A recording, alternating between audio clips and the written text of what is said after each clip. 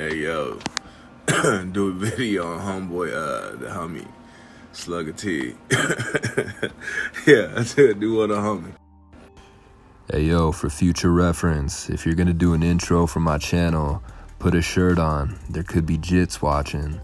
So you might remember I had a video on Slugga T that got taken down, but recently there have been updates on his case, so I figure now is a good time to remake this video.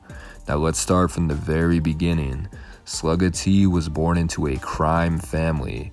His grandmother, Robin Colombo, was part of the McDonald's monopoly scheme, and she could probably have a video of her own.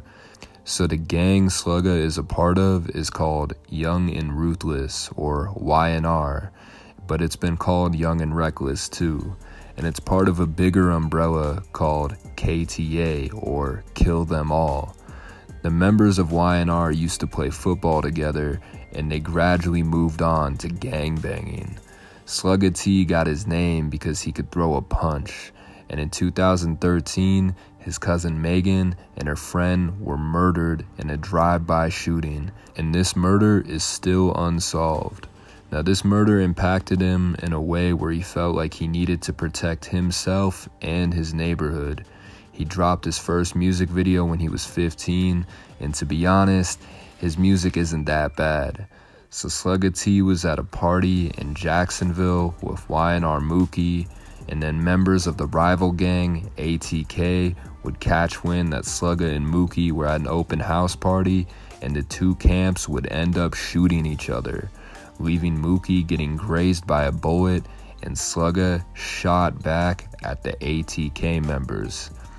Slugga would release music videos with Mookie sending shots at ATK, and that's when ATK member Queso responded by mocking Slugga for getting shot at.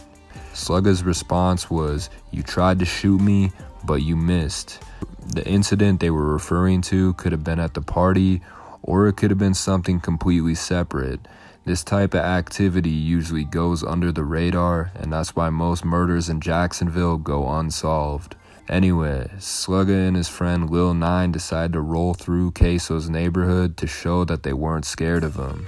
Slugga would get a little bit nervous at the end of the live stream and stop it. And the reason why I'm talking about this incident is because the guy he was in the car with was Lil 9, and his murder would be infamously mocked in the song Who I Smoke. Slugga T also had a brief beef with a rapper named YBN Namir, because Namir said that Jacksonville rappers are soft, which is definitely not true. And Slugga made a whole diss song towards Namir, but Namir never responded. So in early 2019, Slugga and 5 others were arrested for having guns in their music video, and this was called Operation Wrap Up. Stupid name. Slugga was only 17 at the time. He pleaded guilty to possession of a firearm by a juvenile delinquent, and he is still in jail to this day. He was briefly released in 2020, but he quickly violated his probation, and this is how. Back in 2020, 4 YNR members, including YNR Mookie, were pulled over, and you guessed it, guns were found in the car. The police didn't just arrest these guys, but they looked through their phones. These dudes, Anthony and Davion Hoskins, gave the police consent to look through their phones, and the cops were low-key looking for nude pictures, maybe even dick pics. I don't know what preference these cops had. Seriously, I don't agree with police looking through phones. I guess they did it to prove that the guns in the car weren't theirs. But what the police found was a picture of Slugga T holding a rifle, a Smith & Wesson AR-15. Slugga T has been found guilty of possessing a firearm by a gang-related felon, all because his friends let the police look through their phones. Now, he hasn't been sentenced yet, but he'll probably get a few years. Now, we're going to talk about the trial itself. There's a Reddit user that was apparently dismissed from the jury. This person claims that the state asked the jury if they knew any cops, if they were for or against cops, if they were members of the NRA or owned guns, and several jurors were dismissed. Now, I'd probably say whatever I can to get dismissed, make them think I'm some kind of crazy person, because watching a trial just sounds really boring. One of the people on the jury, a woman, said she believes felons should have guns if they want to, and it's a very tricky subject.